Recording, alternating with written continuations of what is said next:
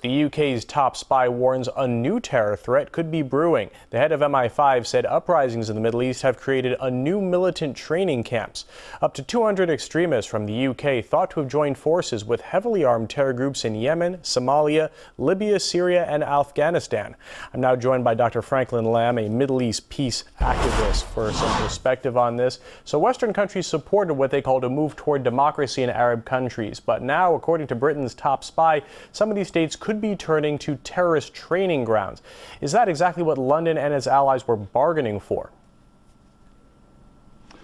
Well, taking the case of Libya, where it was a rush to enter and to topple the regime, I think that was a classic mistake. I spent 4 months there, got to know a number of the different factions, and it was clear that Al-Qaeda was there.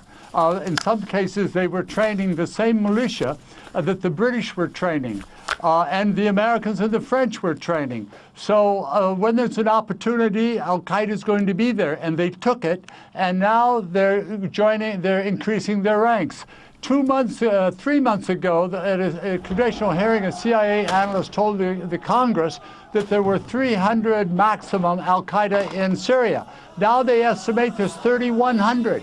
They're coming in from Jordan, they're coming in from the Gulf Cooperation Council countries, they're coming in from Lebanon and Turkey. So because NATO got this thing going in Libya, there was this opportunity, and Al-Qaeda will respond to an opportunity, and that's what we're seeing now. But there may be a little panic by the intelligence in UK about them coming and attacking the Olympics. Who knows what evidence they have of that? But there's no question, even here in Libya, Al-Qaeda is growing and is active, and they're well trained. Now, what do you think pushes people inside Western countries to become radicalized and join the militant movement? There have been a few high-profile people who could fit that category recently. Well, I think there's a lot more that we don't know about who haven't made it public. You mentioned earlier that terrorist training camps, well, of course, that's one point of view. Are they terrorists or are they liberators? And, you know, they have a strong program, a strong ideology.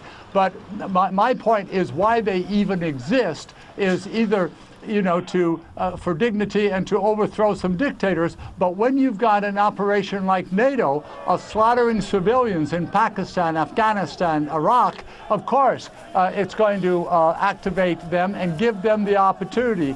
As you know, Al-Qaeda has urged, its leadership has urged of people to go to Syria and get training and go to southern Turkey and also in Libya. Libya has become a major training center, and I saw that as a fact. And with mixing with some of the rebel militia against Gaddafi, they used to say, one Al-Qaeda fighter is worth 10 of us. We admit that, and they're worth 6 of Mu'tasim Qaedar's special forces. They're very well disciplined. Rather than lecture people, they go out there and they show them how to do something, and they're very effective. So I think their threat is real. Their numbers are growing. Their competence is well known, and I do think there's a problem. Now, Islamists have come to power recently in Egypt, and the country was one of those named by Britain's security service chief as being at risk of turning into a place where Al-Qaeda has training grounds. Do you think the West should be concerned with the direction that Egypt is taking? Well, frankly, no. Not particularly. I think what we see in Egypt is, believe it or not, a government that represents the majority of the population. I think for the first time in Egyptian history, it was a democratic election. So I respect the will of the people. I spent quite a bit of time in Egypt, and there are concerns about the Brotherhood. Do they keep their word, for example?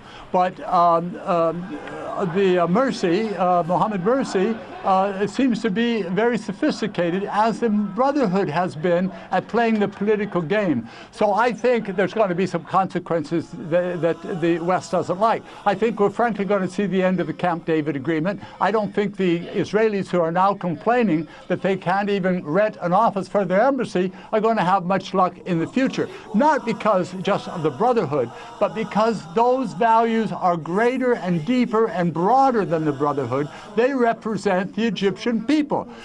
Camp David was a sellout. It was a private contract between the Americans and the Mubarak family and their associates and the Israelis. That doesn't reflect the view of one Muslim or one Arab that I know, or anybody of goodwill who wants peace in the Middle East. So I think we're seeing a fundamental change, but I wouldn't put it on Al-Qaeda. I think the Arabs are awakening. They're standing up. Islam is rising. And we see that here in the Middle East. We see that in Lebanon. The Americans are diminishing. The Iranians are increasing. You see that all over in every aspect, from who's buying real estate, who's organizing for the next campaign, who's doing the training, who's supplying the arms. You know, it's a new era. It's the era of resistance that we're entering, and things are going to be different. All right, we have to leave it there. Franklin Lamb, Middle East peace activist, thanks very much for your insight.